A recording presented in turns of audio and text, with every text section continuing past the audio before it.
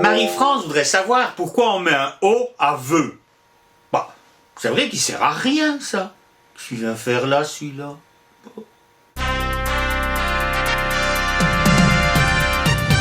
Tout part du verbe latin vovere, qui prononçait vovere. Vovere consistait à faire une promesse au Dieu. Mais comme cette promesse se faisait dans l'espoir d'une contrepartie, il avait aussi le sens de souhaiter. Dès lors, son participe passé votum signifiait promesse et souhait. Bon, ça mettra du temps, mais ces deux sens vont arriver dans notre langue. Le vœu de multiplier les conquêtes amoureuses, c'est un souhait. Le vœu de fidélité, c'est une promesse. Mais comment passe-t-on de votum à vœu? Au 1er siècle, on ne prononce plus le M, on dit votu. Du 6e au 11e siècle, le O, suivi d'une consonne, devient E. Le latin cor donnera cœur. Cor, le R, c'est une consonne, OR. Pendant la même période, une consonne placée entre deux voyelles tend à disparaître. Pater, regardez le T est entre deux voyelles, devient paer puis père.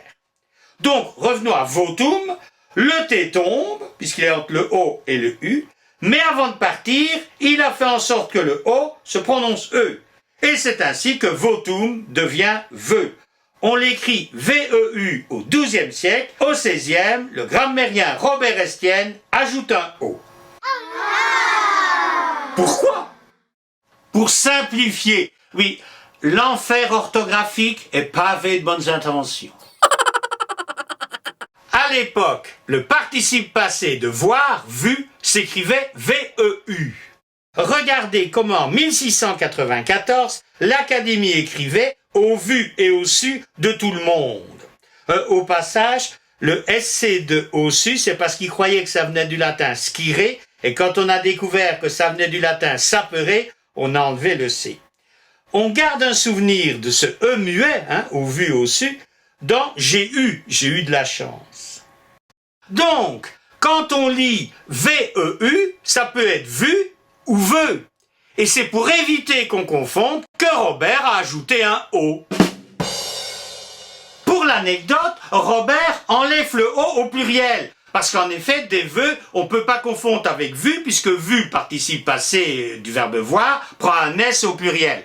Donc Robert, il écrit un vœu, V-O-E-U, mais des vœux, V-E-U, avec X. Voilà, donc encore un petit peu, on aurait dû retenir une règle en plus que vœu perdait son O au pluriel.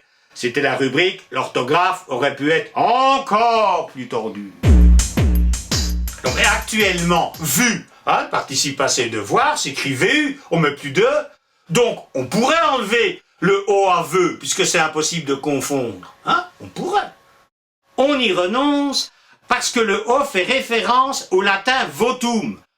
Et on ne touche pas aux références latines. Touche pas.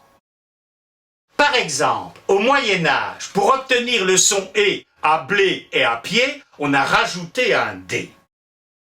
Regardez comment on écrit le mot blé dans une sottille datant de la fin du XVe siècle. La sottille, c'était une farce qui se moquait un peu de l'actualité. Les mauvais blés sont-ils mangés? Et observez le mot pied, qui fait référence au latin pedem. Mais comme justement pied se réfère au latin pedem, on a gardé le D. Mais comme blé n'a aucune référence latine, on l'a remplacé par un accent aigu. Quoi ça tient, Bon, au début, vœu est seulement synonyme d'une promesse religieuse. Il y en a 3. Vœu d'obéissance, de chasteté, de pauvreté. Youpi, il y a de la joie. Petit à petit, le sens de souhait va apparaître. Il entre timidement dans le dictionnaire en 1718. Au XIXe siècle, vœu est davantage un souhait qu'une promesse. Il faut dire qu'on peut enfin rompre les vœux religieux sans craindre la prison. 19e siècle, on a mis du temps quand même. En 1863, Pierre Larousse nous parle d'agréer les vœux d'un amant. Pierre, la prochaine fois, développe. Bon, actuellement, vœu, pratiquement synonyme de souhait. Oui, mais conséquence, on ne peut pas souhaiter ses vœux. Comme vœu veut dire souhait. Si on dit « je souhaite mes vœux, c'est-à-dire que je souhaite un souhait. C'est pas possible. Donc on présente ses vœux, on ne les souhaite pas. Donc, en vous souhaitant mes vœux, ça, c'est pas bien, ça se dit pas. Hein. Ça se dit pas. Oui, enfin, d'un autre côté, si on veut qu'ils se réalisent, on n'est peut-être pas un pléonasme près. Hein.